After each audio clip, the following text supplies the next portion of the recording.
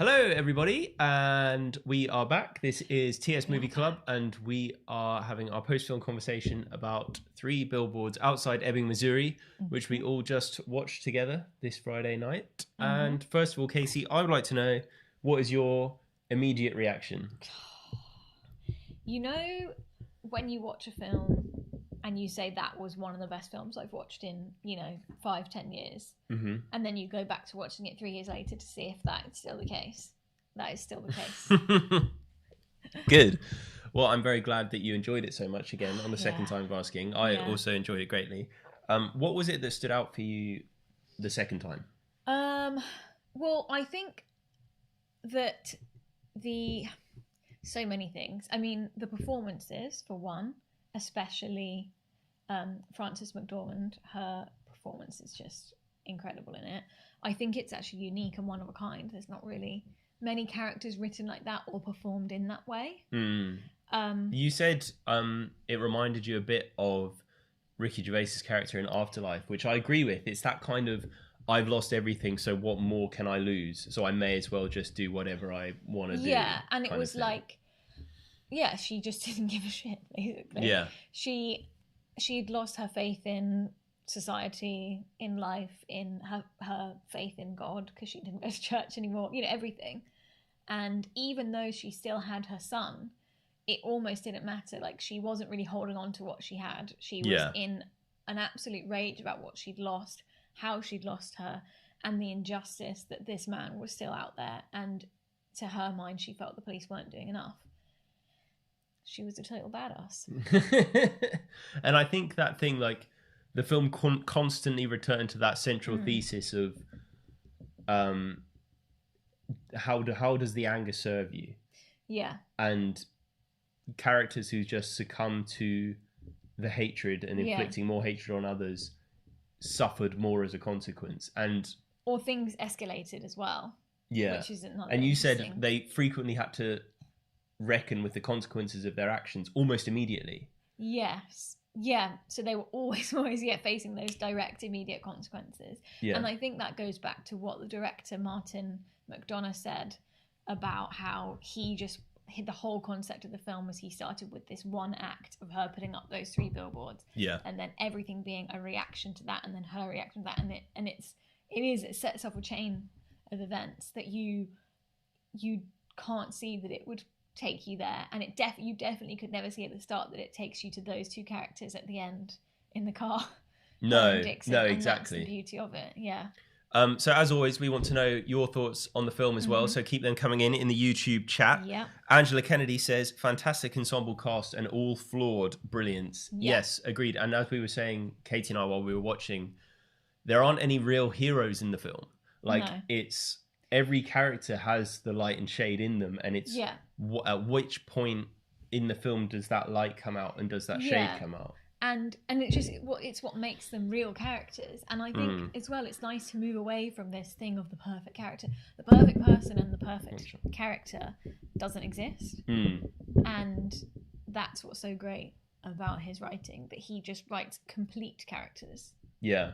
They're not perfect, they are complete, and it's really interesting. I'm really fascinated by the way in which he writes story and the way in which he writes morality, because I always get this sense that it's such like a basic primal story that he's writing, and it's something that's so familiar. Yeah. But it's done in this kind of theatrical way where there's so many little quirks and twists of fate that happen to the characters as a result of their actions. And it's this kind of thing of like not being able to escape your fate, and if you act in a certain way, this is going to happen to you. And it's that kind of way that he presents the story and the characters that I find really fascinating. Really interesting, yeah. So we've had a couple more.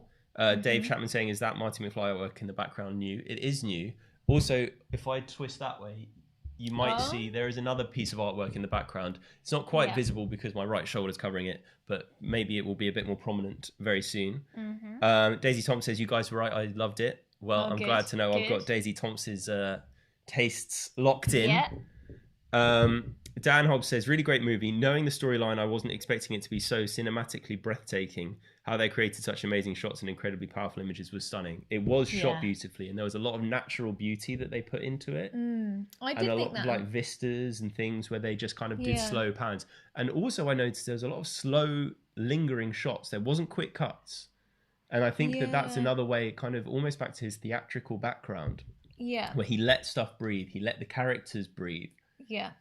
And I think like another thing I read about his, you know, his films and the way he does things is that it's very much about the place as well. And the place, the name of the place is in the title, Ebbing, Missouri, same as in Bruges. Yeah. That always takes on a character of its own. And maybe this thing of it being in this kind of southern state, and it's like it was slow pace, and it was like that kind of matched the pace of the state. And actually there was some talk on the Discord about how there weren't any mobile phones until that last scene. Again, it felt like everything was very like old school and like we're going back to the basics. And it also felt a little bit like back to the basics of a very small community in a small town, where if the law and order aren't doing their job, then people take it into their own hands. People take it into their own hands, and it did have that. And she mentions at the start the Crips and the Bloods, and it did have that kind of gang feel to it of the retaliation and the escalation, and the escalation, But the difference in this film is it took it away at the end. It took it away from the escalation and more to people finding common ground, which was really nice. Yep. C. Nolan says certainly the best performance I've seen this year. One of the best I've seen this year, one of the best films, I assume. And Fabricated says, unless I'm mistaken, Mildred and Dixon's first appearances are both in cars separately, and their last appearance is in the same car. Interesting. Maybe divergent paths. And like paths coming in together. Yeah, that's really nice. MC says moral complexity and the most moving suicide note. I agree on the suicide note, and also the way that lingers and then repeats with the further notes. That was really nice. And also because that was one of the things I was like, I didn't realise he died so early in the film. But actually it's because of those notes, like that voice and his presence was still there. And that was a really nice touch, actually. As I said on the Discord, I definitely cried in the cinema that first note and the first time that was read out. I didn't expect any of that coming in. It didn't get you. It hit me very hard the first time we watched it. Yeah, it was really nice. Angela Kennedy, the writing so human and also humane, and also so human, and also very funny. Particularly second time watching it, The Dentist.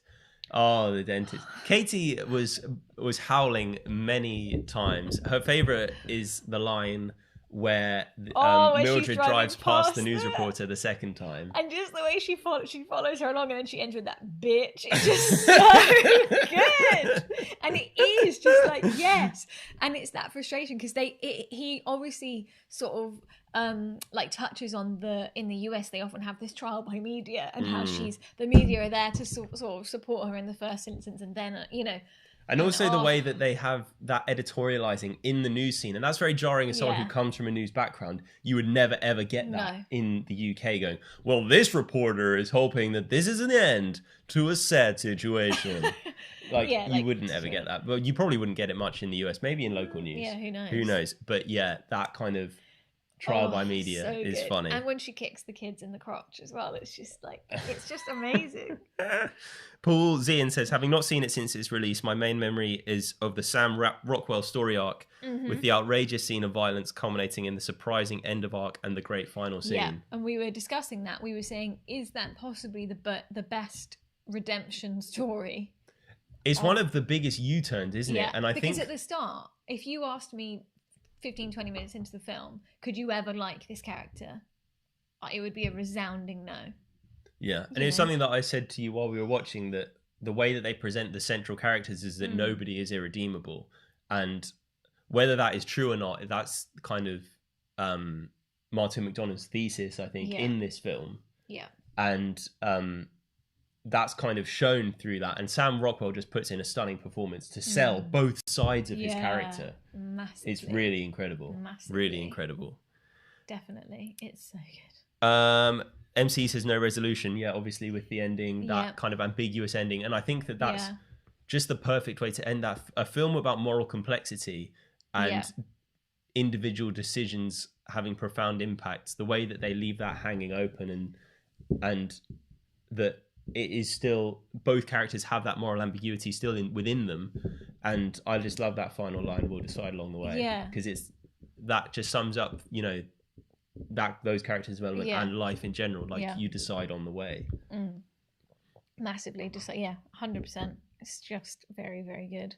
Daisy Thompson says, "I wonder how people from those sorts of small towns think of the movie and the way it's portrayed." Yeah, that's true. I would be interested. I wonder when I know that the premise for the movie, this Three Billboards, was something that the director actually saw. He said about 20 years before they released the film, that's when he had the idea for it, because he saw someone do something very similar, and it was driving through southern states in America, and he just said, you know, the thing that he saw on the boards was just pain and hurt, and just thought, wow, there's a real story also, behind like, that. the screenplay is jam-packed. Like I was saying to Katie while we were watching, there's a thing in screenwriting where they say every scene should progress something, whereas I feel like in that screenplay every line progresses something, and even like you can unpick so much. And they say that the billboards are on a road that doesn't get used anymore because of a freeway, and there's so much of that kind of flyover country, as they call it in the US, of towns that are just abandoned because a freeway just goes straight past them, and nobody sees anything anymore. It just dies. And it's kind of, that's a bit of an allegory for the case, like the murder case as well. Yeah, it's so simple without being simplistic, and nuanced, and so deep through that nuance. It's such an incredible feat of writing, I think. All I'm going to say is, Aaron Sorkin, eat your heart out.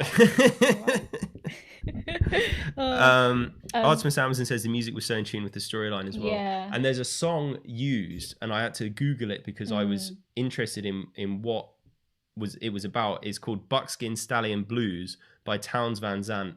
And it's the song that has the lines, "If 3 and 4 were only 7, where would that leave 1 and 2?" And that is apparently a very complex allegory around loving someone but still feeling lonely at the same time. And because 3 and 4 can also make 12, which is what 1 and 2 are. And they're trying to show, like, if you only look at it in a certain way, you're missing out on the full picture. And it is kind of a bit like her, because she's so focused on her daughters. She kind of, and that's the bit at the end when you think as the audience they are going to go and kill this guy, and you think, she's leaving her son, like, what's she going to do if she's in prison? There's many times you think she's going to end up in prison and then her son will be. And interestingly, that song, there's 2 different versions. The first one's sung by a guy, and the second one at the end sung by a woman, maybe to show the different framing and perspectives of the characters from that that's argument. Really interesting. Yeah. We got a couple more. Dan Hobbs says, "I was absolutely howling through it. So many great dark comedy moments and outrageous lines." Yes. The outrageous lines as well. Oh, just brilliant. Gary, there are no winners in the story, though. Dixon and Mildred redeemed themselves as they realised the consequences of their actions. Don't think Mildred needs to be redeemed, though. Not in Katie's eyes. David says, the real life story is a father, I think, but more of a screw up by the police. Pretty sure my favourite murder podcast covered it. Interesting. A true crime fan amongst us. Yep. Dan says, was just reading about it. A father in Texas and a family that their beloved ones was killed by her husband, and the billboards are still up and will be until the case is solved. Wow. So there you go. And C. Nolan says, at first I was like, how dare you insult Sorkin? And now I realise the dialogue in Three Billboards is no Social Network dialogue. It's better. Yes. I will not have any bad words said about Sorkin, and Katie and I are going to have words afterwards because I mean, it's not a bad word. It's my thing about how when someone's put on a pedestal and then I remind them that there's other people that might be above that pedestal. I don't know. Great in different ways, I would say. Yeah. And Catherine says, anyone else enjoy the Penelope character? Massively.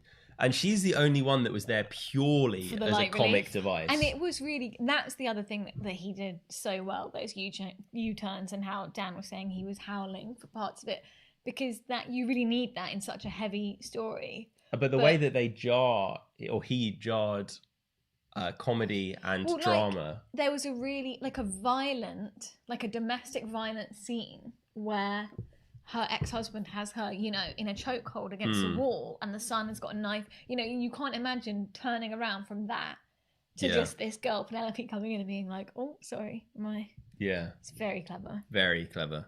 So keep your thoughts coming in.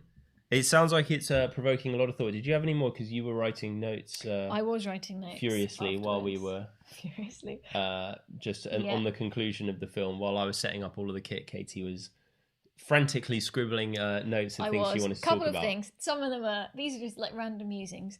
Wearing the boiler suit on the date. Just peak Mildred. Like society, a character who just doesn't care anymore. Like, I don't care what society thinks of me. I don't care. I'm not on this date to impress someone. There are people, and everyone, surely myself included, even if you're on a date with someone that you don't romantically like, you would still make an effort or something. But I just love the fact that she's like... I think that Peter Dinklage character was really interesting. Yeah. And I wonder, like, what was he trying to say with that character? I know, because there were lots of things, and because obviously there was the undertones of the racism, and then I suppose this was just another form of bigotry as well. And a little bit, I think, potentially, his kind of speech to her at the end was quite poignant with, a bit of a look at yourself, love. Yeah. You're not exactly a catch.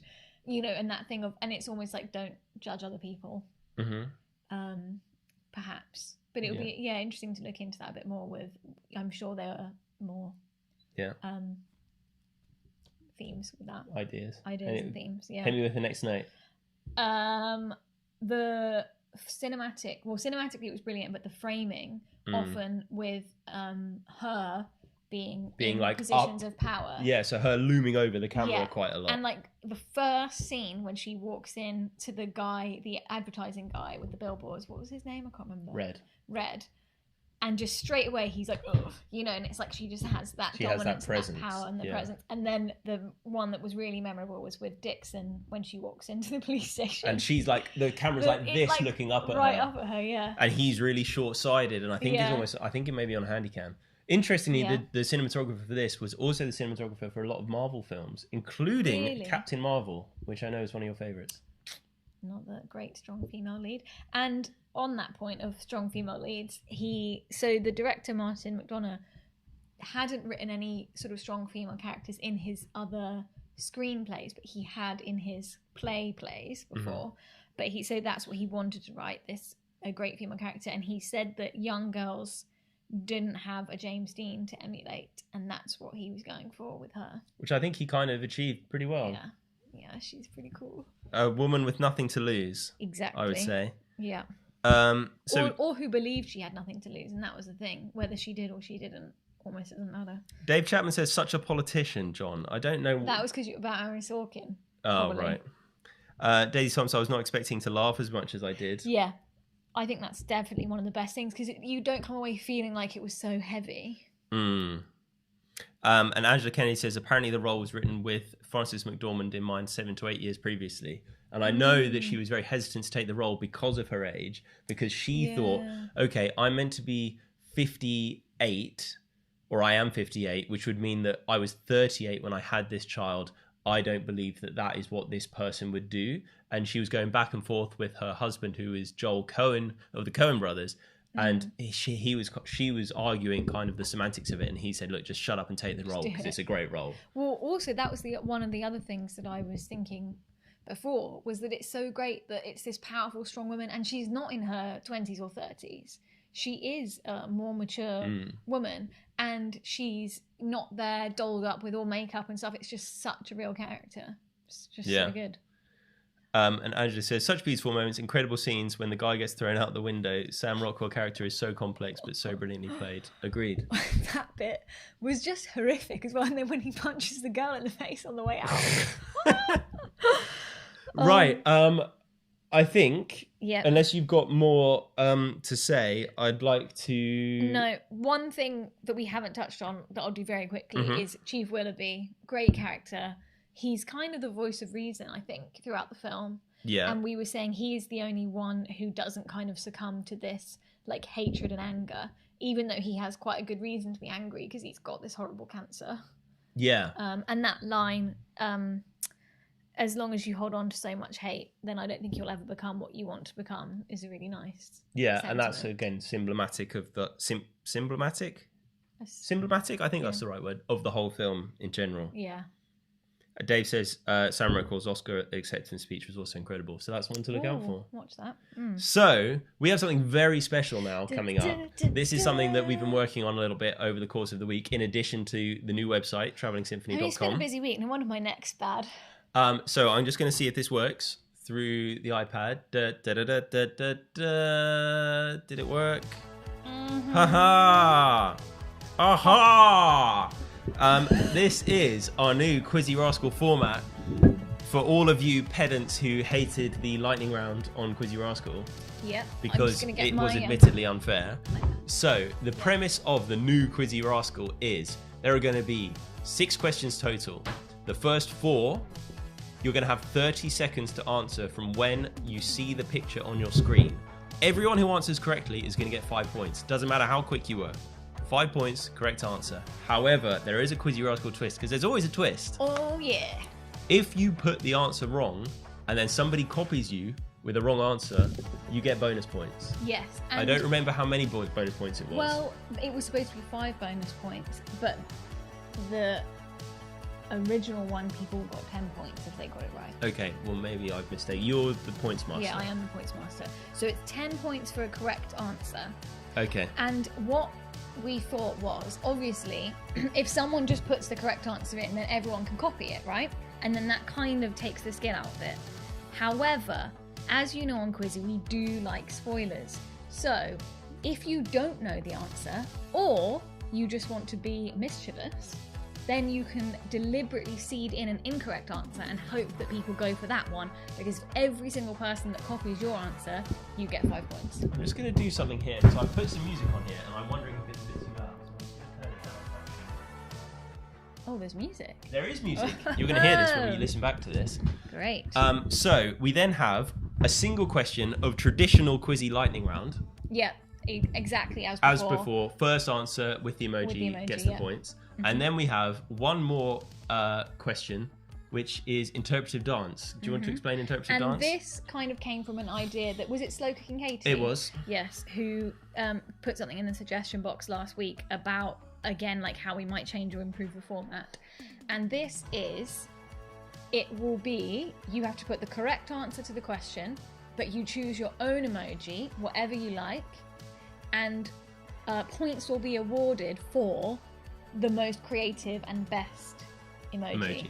Yeah. So we have a question. Do we need to put an emoji in for the first round? No. No and emoji that's needed. the thing. No emoji needed. It's just pure question answer. And let me know, was the music too loud originally? People said they liked the music. I would like to know if it was too loud. But if not, I will turn it back up. So, first of all, we're going to look at the leaderboard. So, leading the way on a massive 60 points somehow is Dave Chapman. Do you know what's really interesting, actually, is that Dave is on here now, and I know for a fact that he sent his apologies ahead of the film because he couldn't make it. No, they didn't watch the film. But they're on for Quizzy. Because I was thinking, this week, I was like, Dave might lose it. We've got a new format. There's going to be more points. But he's not going to let it go that easy. Then on 20 points, we have MC, Catherine Ashling, and Daisy Tomps. And then 10 points, Nick. Also 10 points, David A, Pat, and Emily J. Birch.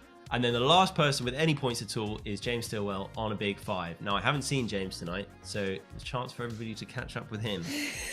So, the first question. Now, as a reminder, you've got 30 seconds to answer this in the YouTube chat. Do you have your phone on you? I do. Good, because I'd like you to set a timer. Oh my gosh, I've got a job. That's exciting. You do have a job. So 30 seconds to answer this question. So this is round 1 that we like to call straight shooting. This has all been just as a quick chat. Katie just turned on her stopwatch, and it turned out it had been running for the last 582 hours. So I don't know when I last did that, but it was 582 hours ago. Still running. No wonder her battery's dead. So, first question. Probably is why I've been having. Bear in mind, 30 seconds from when this comes up on your screen. And we are looking for which film did Frances McDormand win her first Oscar? Now, she won her second Oscar for Best Actress for Three Billboards Outside Ebbing, Missouri. We want to know, for which film did she win her first Oscar? And we've got 15 seconds left to get your answers in. I'm wondering, because there's going to be a lag, so I think maybe 15 seconds after I finish reading it, so maybe... Yep. We'll give it an extra 10. Yeah. Music was fine. I'm going to turn the music up slightly then.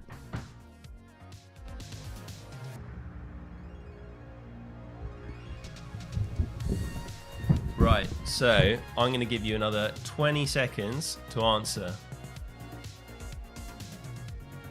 So we've got a couple of answers coming in already.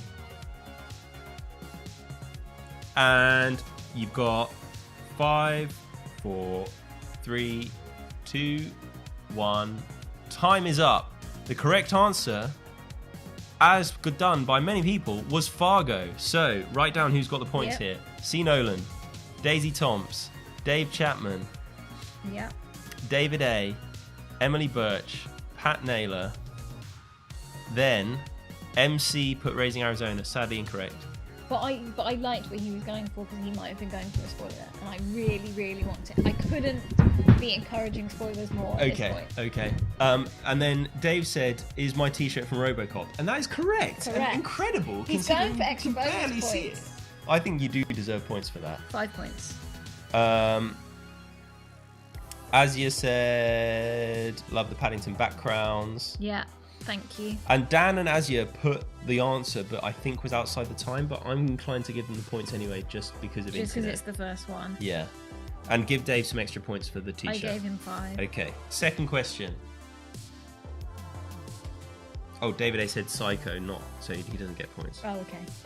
Second question. Name the Martin McDonagh film starring Brendan Gleeson and Colin Farrell. This has been mentioned several times on the stream so far. It has. And I would like Katie to start the clock now. So this is 30 seconds to answer. Name the film starring Brendan Gleeson and Colin Farrell, also directed by Martin McDonagh. He's only really done 3 feature films. So it wasn't Three Billboards. It wasn't Seven Psychopaths, which also starred Colin Farrell. Yeah. That's a big clue. It's the other one.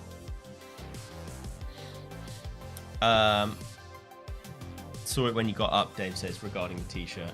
Well, big points, I would have to say.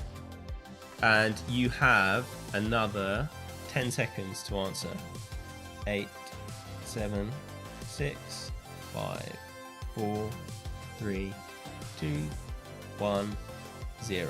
So, correct was In Bruges, and correct was Dave Chapman, David A, MC. C. Nolan got Seven Psychopaths, incorrect. Pat Naylor, Catherine Ashling. Fabricated said Daredevil, sadly incorrect. And Azia said When in Bruges, which is not quite correct. Dan Hobbs and Emily Birch and Daisy Tomps said it, but late. So you can give them half points. Yeah. Dan Hobbs 5 and Emily Birch. And Daisy Tomps. And C. Nolan put it, but he put his wrong answer first, so I'm not going to count it. It's going to be tough. I'm going to be tough. Next question. In which YA, that's young adult, in which YA film series did Woody Harrelson star as a washed-up former champion? I've kept that intentionally vague. A washed-up former champion, and the time starts now. Okay, the time actually started now, so I'm going to take 5 seconds off. Well, they don't. They didn't have to know that, but I'm going to say it anyway. Daredevil was a spoiler attempt. Yeah, see, and that's what I want. But the spoiler people, you need to get in really early so the other people copy it.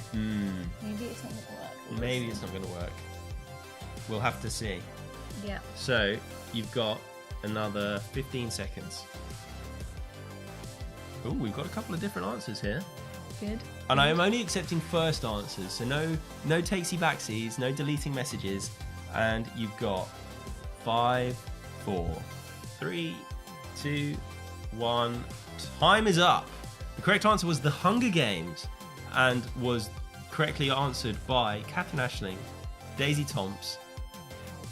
Wait, Catherine Ashling. Yep. Daisy Tomps. Yep. David A. Yep. Azia. Hold on, David A. Yep. Azia. Yep. Pat. Dan. And Emily. Okay. Dave Chapman and Gary Hobbs were late. No points. Oof, we're getting harsh. And maybe we give. Whoa, go back. Sorry, we'll give half to Gary because he hasn't got any points yet. Okay, but none to Dave. Yeah. And the last question. Peter Dinklage makes a cameo in which Christmas movie that was shown on TS Movie Club? Now, Peter Dinklage was in this film, but we want to know which Christmas film did he star in? And your time starts now. Time starts now. I just keep forgetting what my job. Keep forgetting one job. And all this writing. And there's a lot of writing, to be honest. I don't think you're going to have enough space on your notepad. So we're looking for the Christmas film that Peter Dinklage stars in. Well, he doesn't star. He makes a cameo. And it was shown on the TS Movie Club Christmas Marathon Special.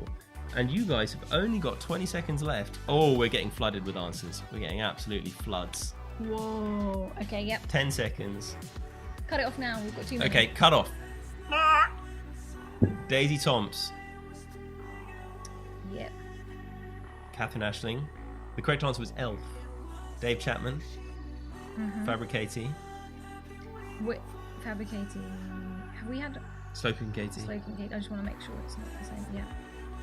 David A, Asia, C. Nolan, and Pat Naylor. Okay. Late to the party, Dan, Emily, Gary. C. Nolan. Dan, I think, might have a problem because he's in It's slow Spain. internet. Wait, C. Nolan. Who's after C. Nolan? Pat, Dan, Emily, Gary. Yeah. Dan says none to Dave should be the Quizzy Rascal strapline. I know, Dave. Like this was easier than last time, and now look. Now, bear in mind, we've only got It's done what it needed to do. We've leveled the playing field. We've only got 2 questions left now. We have. One of which is the traditional lightning round. And these are going to be big point questions. Ooh. They're 50 points each. 50 points! John, are you having a laugh? What if Dave gets it? Well, if Dave gets it, then Dave gets it. But you know, this is the whole point of Quizzy. It's high pressure, big stakes. Okay. So, this is the lightning round. All we want is the emoji and the correct answer. Quickest wins. Yeah. And the question is, what is the speed that a DeLorean needs to get to travel through time in Back to the Future? And the emoji is the lightning rod. Like a lightning bolt. Lightning bolt. Yeah. Yeah. I don't think they have lightning rods on emojis. And as you may notice, there was a Back to the Future piece of art in the back there. I don't know. Who's anyone answering? Oh, crikey. Dan says, I was not late, outraged, I got it straight away. Yeah, I think that because of his internet, it's still messed us up again. He's calling Telefonica. So, David A. has got it. Lightning. Quick as a flash. He is in there way before anyone else with the big 88 miles per hour. And now we have been flooded. With 88. Oh, Dan said 92 miles an hour. That's incorrect. But Catherine Ashling was correct. Dave Chapman just put a cloud. And then the answer. And then Pat put 88 miles an hour. Now I know that Pat would know this as soon as she saw it. So it's just tough baloney on the old internet. And that's big for David Ashling. He is stormed into the lead. So this is the final question. Well, I can't have people leading Quizzy feeling like it was a totally fair experience. And this is interpretive dance. Okay, and this one... Hang on. I'm just going to talk about the points. Okay, the points first. The points are going to be awarded completely at random by me based on what I think. What your favourite emoji was. Yep. Okay, and the question is... So what we're looking for is the answer and an emoji that you feel... Or emojis. ...will best appeal to Katie. And I'm going to give you a full 45 seconds to do this. Okay. What's the connection between Three Billboards and next week's movie, which is Vice? You can watch Vice with Travelling Symphony Movie Club next Friday, which is the 12th of February, live on YouTube at 7:15 p.m. And what we're looking for is... Great radio voice, by the way. Thank you very much. And what we're looking for is the connection between Three Billboards and next week's movie. And this is...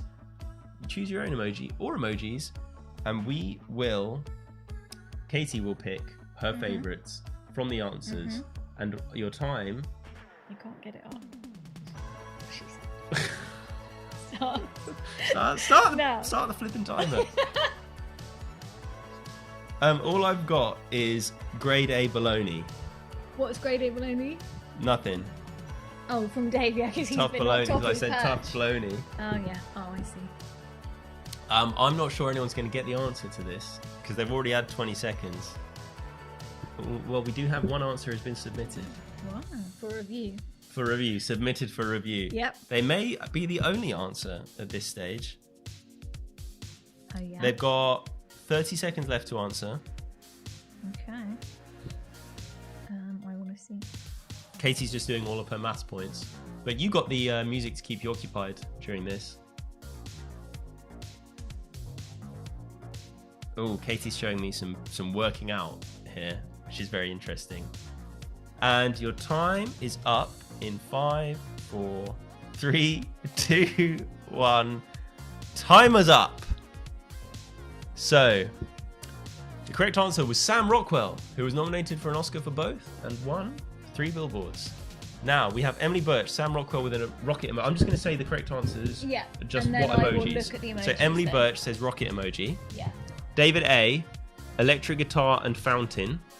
Rockwell. Okay. Rockwell. Yep. Angela Kennedy says monkey, cat in a box, peace sign, Chinese food, clapping, book with a light bulb, Sam Rockwell, spearmint rock. Okay, yeah. Katherine Ashling says man with doing the sassy emoji, Sam Rockwell. Mm-hmm. Dan Hobbs says male fairy, Sam Rockwell.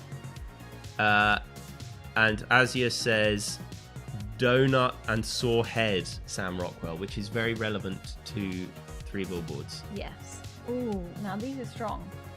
Now I'm going to leave this to a Katie monologue as to where she's going to take this. Okay.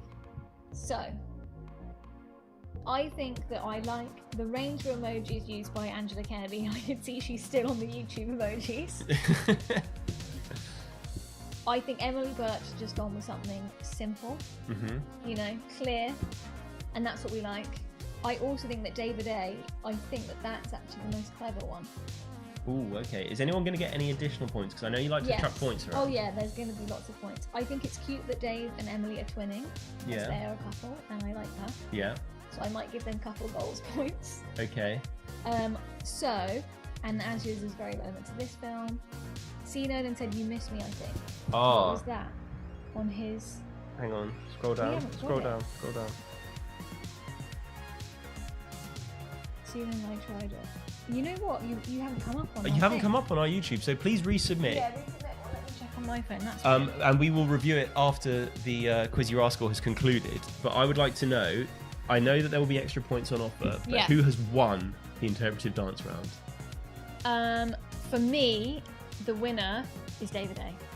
Wow. And I'm not saying that just to hurt David Chapman. That's big. David C. That's very big. I know. But there will be extra points on offer for other things. There will be. So don't worry, all of you guys who put in amazing emojis, you will get your just rewards. Yeah. And I am going to flick back. And now here we are, just on the camera. Quizzy Rascal has officially concluded. The music is off. Everyone, turn off, go to bed, go home. That's it. Well, we haven't awarded the points. I didn't put my glasses on, especially. Okay, well, you're awarding all the points. Yeah. You want me to go back to Quizzy Rascal so that you can... No. Just on here for this. Okay, well, tell me the points. I thought you were going to have a think about it. Oh, and then reveal it? Yeah, and then reveal it on Discord or something later. Okay, I could do that. Yeah? Yeah. Well, we can ask people what they prefer for next time as well. And maybe some feedback on this new quiz format. Was the first bit too easy, maybe? Because we still want the drama, but we want it to feel a bit more fair. Feedback. And C. Nolan, we are still awaiting your input, so please do make that heard. Because that could be the winning one. Could be the winning one. Yeah. And Dave is just fuming in general. He says, I demand a recount. I'll have you know, Dave, I counted all of the points before this, and going into that last round, you were still 5 points ahead of David A. It was 95.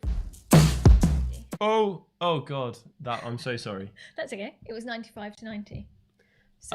So it's all to play for. It's all to play for. And loads of people on the board now, which is kind of what we wanted. It's kind of what we're after. We're after more points. Yeah, more points. So I think that's just about it from us for tonight. Yeah. But thank you so much for everybody for watching Three Billboards Outside Ebbing, Missouri with us. And don't forget you can watch Vice with us this time next week. We'll be live on YouTube from 7:15 p.m. Keep stuff coming on the Discord as well. We love to see all your messages. Keep chatting. If you want to tell us what films you're watching, what TV you're watching, any interesting articles, any parish notices, if you want to send us any cakes, if you want our address to send us cakes, all of these things are available on the Discord at all times.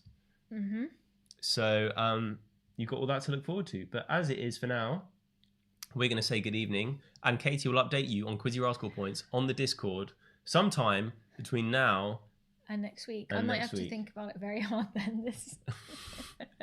But thank you so much for everybody for watching, and we will see you all next week. Okay, bye.